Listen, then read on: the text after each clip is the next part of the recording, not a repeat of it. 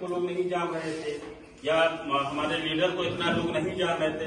आज अल्हम्दुलिल्लाह हर गांव में हर जगह पे मजलिस इत्तेहादुल मुस्लिमीन को लोग जान रहे हैं और बैरिस्टर असदुद्दीन ओवैसी साहब को भी जान रहे हैं कि बैरिस्टर असदुद्दीन ओवैसी साहब क्या चीज है। तो हम लोग उन्हीं के पैगाम को लेकर के, मजलिस इत्तेहादुल मुस्लिमीन के पैगाम को लेकर के, यानी उनका बैरिस्टर असदुद्दीन ओवैसी साहब के पैगाम को लेकर के, इत्तेहाद के पैगाम को लेकर के आप लोगों के बीच में हाजिर हुए हैं।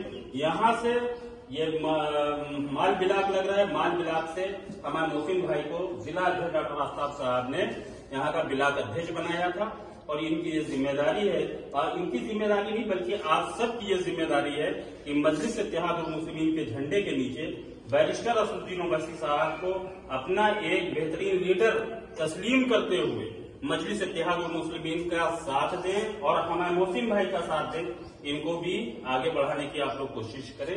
यही हम लोगों की कोशिश है, यही हम लोगों की जद्दोजहद है। और मजलिस इत्तेहादुल मुस्लिमीन पार्टी का हमारे नाम मजलिस इत्तेहादुल मुस्लिमीन है। हम यहाँ पर जितने लोग बैठे हम समझते हैं कि सब बड़े संजीदा और बड़े मुअज़्ज़ज़ लोग हैं। किसी को ये बात बताने की जरूरत नहीं है कि इत्तेहाद का मतलब क्या होता है। हम लोग अभी तक के जिसको भी मतलब चुनते रहे बतौर सियासत के कि हमारा ये लीडर है, हमारा ये लीडर है, कभी हमने किसी को लीडर समझा, किसी को लीडर समझा, किसी के जिंदाबाद के नारे लगाते रहे। आज मामला क्या है, हालात क्या हुए कि हम लोग कहाँ किस जगह पे आकर के खड़े हो गए कि यहाँ तक के खड़े हुए कि आजान देना मुसीबत हो गया, खाना खाना मुसीबत हो गया। अब तो हद ये हो गई कि अपने कब्रिस्तान में मुर्दों को रखना भी दुश्वार हो जाएगा।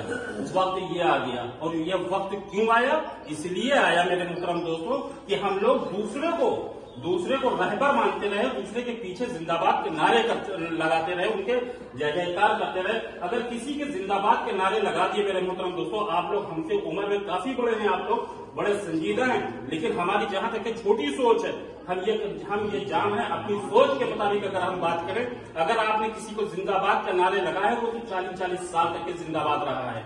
अगर आपने किसी को एक मरतबा ही जिंदाबाद के नारे लगाए तो उसको आपने 4-4 मरतबा उत्तर प्रदेश का मुख्यमंत्री बना दिया है। लेकिन कभी अगर जिंदाबाद के नारे नहीं लगाए तो आप अपने लिए नहीं कभी लगाए, दूसरों के लिए जिंदाबाद के नारे आप लोगों ने लगाए और उनको जिंदाबाद करके दिखा दिया।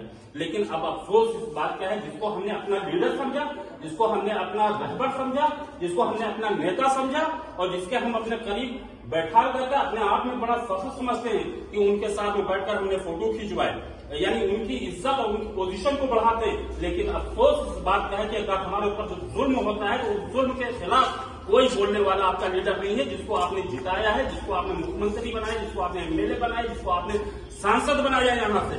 कभी आज तक अगर इतने लोग बैठे हैं हमारे बुजुर्ग, कोई एक आदमी अगर अपना हाथ उठा करके ये बता दे कि हमने जिसको सांसद यहाँ पे चुन करके भेजा था, जब हमारे पर जुल्म हुआ, जब हमारी मस्जिदें गिराई गई, जब मदरसे गिराए गए, जब हमारे नौजवानों पर गोलियां चली, अगर किसी ने देखा हो कि संसद के अंदर खड़े होकर के या विधानसभा के अंदर खड़े होकर के आपकी रहनुमाई कर रहा हो या आपके लिए बोल रहा हो, आपके ऊपर जुल्म हो रहा है उसके लिए बोल रहा हो, अगर किसी ने देखा हो तो हाथ उठा करके बता दे मेरे मोहतरम दोस्तों साथियों।